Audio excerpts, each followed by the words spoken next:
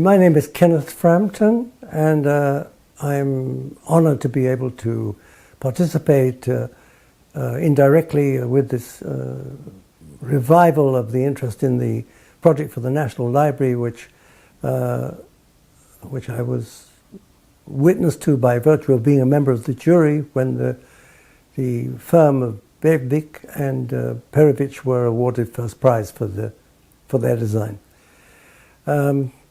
It was the greatest disappointment for me that at the time, before even being kind of moved to price out the library or discuss its pros and cons, the result of the competition was a kind of stalemate, I think, and it seems that at the highest level the decision was made not to build the library, which I think is a huge missed opportunity. But the most important thing I would like to stress is that I think there was well over 100 entries for this competition, and it was in the end the only scheme of value to come out of the competition, and it was a scheme of exceptional quality, I think.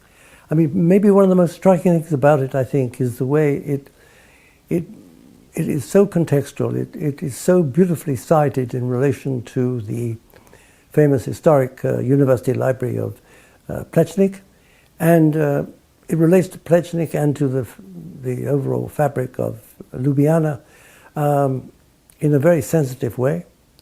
And the other thing that's important to state is that the building has been designed in such a way as the spaces available for the library could be modified. They have a certain flexibility. So in the event that there is such that libraries, in fact, in the imminent future become extremely digitalized, the architects have anticipated, that event, and also ways to, as it were, reutilize the available space for for computer, for a library based largely on computers.